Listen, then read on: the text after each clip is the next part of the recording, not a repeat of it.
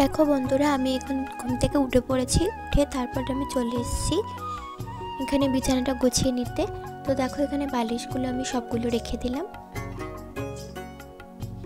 তো তারপর আমি এখন কম্বলগুলো সব রেখে দিচ্ছি এক জায়গায় ভাঁজ করে।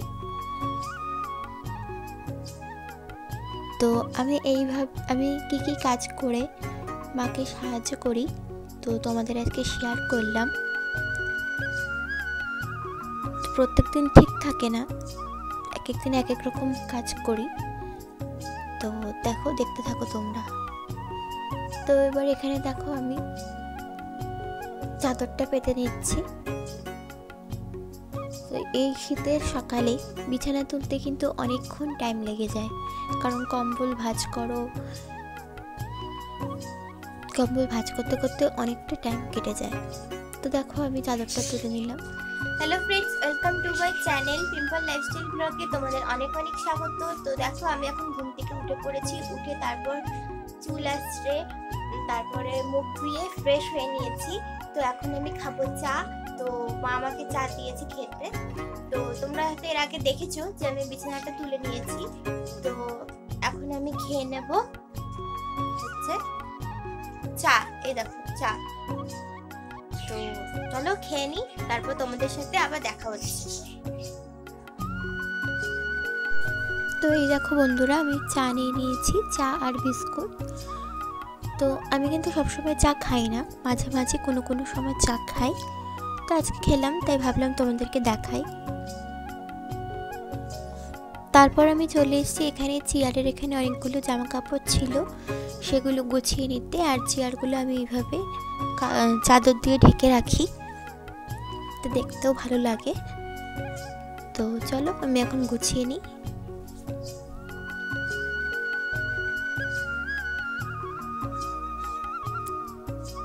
তো তারপর আমি এখানে দিয়ে দেবো, ঘর ঝাড় দিয়ে দেবো। তো সেই কারণে আমি ময়দার ড্রামটা রান্নাঘরে রেখে আসলাম। আর এখানে দেখো আমি ঘরটা ঝাড় দিয়ে নিচ্ছি।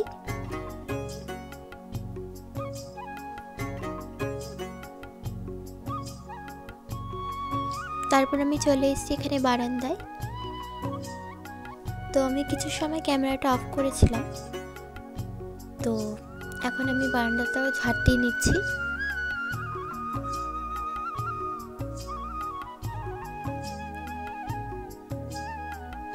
তো বারান্দাটা ঝাড় দিয়ে তারপর আমি ঘরটা মুছে নেব। তো সেটা আর তোমাদের সাথে শেয়ার করতে পারিনি।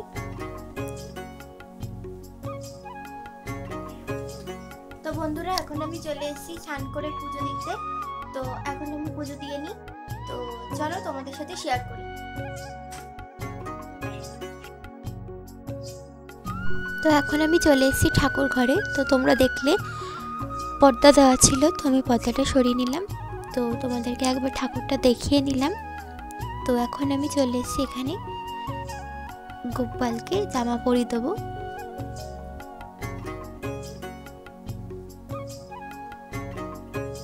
তো এটা হচ্ছে আমার সব থেকে বড় গোপাল। তারপরে আরও ছোট ছোট গোপাল আছে। তো সবাইকেই আমি জামা পরাবো। জামা বলতে এখন পরাবো আমি সোয়েটার, কারণ এখন ঠান্ডা পড়ে গেছে। তো ঠান্ডার সময় আমরা শুধু গোপালকেই নয়, সব ঠাকুরকেই সোয়েটার চাদর পরিয়ে দিই। তো তোমরা দেখতে থাকো, আমি সবাইকে এক এক করে সোয়েটারটা পরিয়ে নিই। তারপর আবার তোমাদের সাথে দেখা হচ্ছে।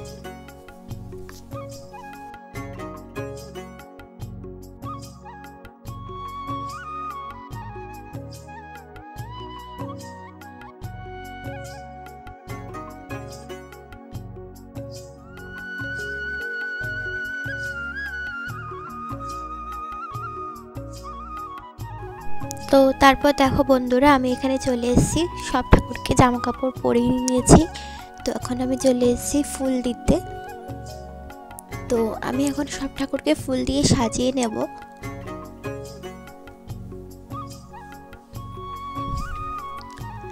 আর সব ঠাকুরকে ফুল দিয়ে সাজানোর পর কিন্তু দেখতে খুবই ভালো লাগে। তো দেখো এখানে আমি এখন সব ঠাকুরকে ফুল দিয়ে সাজিয়ে নিচ্ছি।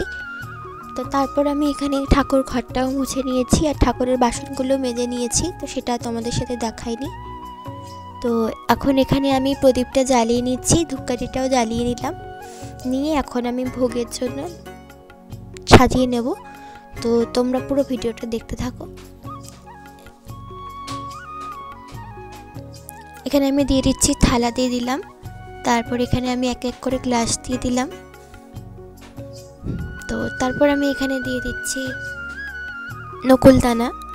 তো আজকে বাড়িতে কোনো ফল ছিল না, তাই নকুলদানা দিয়ে দিলাম। তারপর এখানে দিয়ে দিচ্ছি এখন তুলসী পাতা প্রত্যেকটা ভোগে। তারপর আমি এখানে দিয়ে দিচ্ছি, তারপর আমি দিয়ে দেবো জল।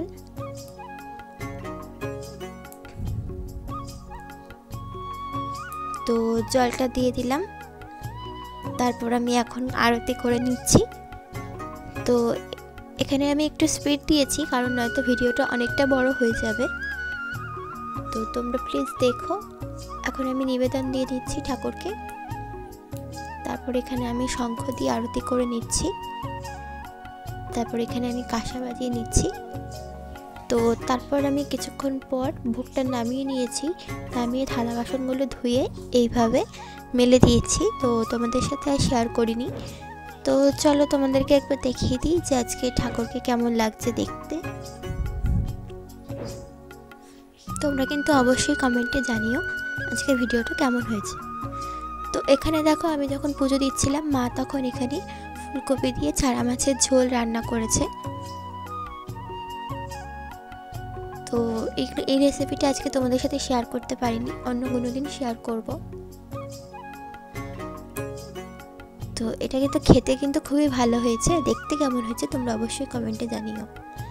আর এখানে দেখো রয়েছে চিংড়ি মাছের মাথা ছিল, তো এগুলো দিয়ে আমি বড়া করব। তো পরে করব, পরে তোমরা দেখতে থাকো। আর এর আগে এখানে আমি রান্না করব শুটকি মাছ, তার জন্য কড়াইতে গরম করে নিয়েছি, তেল দিয়ে নিয়েছি কড়াইতে। তো তারপর এখানে আমি দিয়ে দিচ্ছি রসুন। তো রসুনটা একটু ভেজে নিচ্ছি। তারপর আমি এর মধ্যে দিয়ে দেবো শুটকি মাছ। তো শুটকি মাছটা আমি কেটে ধুয়ে একটু গরম জলে ভিজিয়ে রেখেছিলাম, তো সেটা তোমাদের দেখাইনি। তারপর আমি এর মধ্যে দিয়ে দিচ্ছি সবজি। এখানে আছে সিম, কুমড়ো, বেগুন, আলু, তারপরে ফুলকপির যে ডাঁটাগুলো হয় সেইগুলো। তো এগুলো মা কেটে রেখেছিল, তো তোমাদের সাথে এগুলোও শেয়ার করতে পারিনি। তো এই সবজিগুলো দিয়ে দিলাম, দিয়ে তারপর দিয়ে দিলাম নুন, তারপর দিয়ে দিচ্ছি হলুদ, তারপর দিয়ে দিলাম লঙ্কার গুঁড়ো, দিয়ে তারপর তোমরা তোমাদের পরিমাণ মতো দিয়ে নেবে।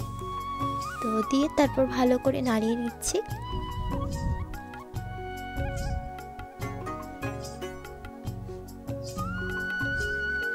তো ভালো করে নাড়িয়ে নেওয়ার পর এটা ভালো করে একটু কিছুক্ষণ কষতে দেব।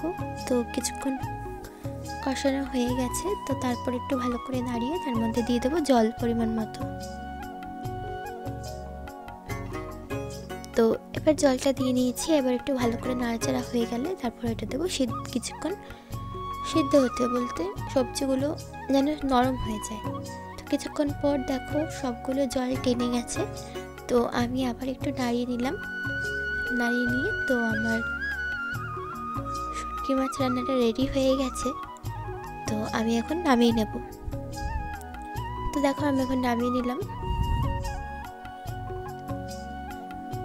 তো শুটকি মাছটা দেখো এরকম দেখতে লাগছে, আর কি সুন্দর গরম গরম ধোয়া উঠছে দেখো। তারপর আমি এখানে করে নিয়েছি চিংড়ি মাছের যে মাথাটা ছিল সেটা দিয়ে বড়া। তো সেই রেসিপিটা তোমাদের অন্য কোনো দিন শেয়ার করব। আর এটা খেতে কিন্তু খুবই ভালো হয়।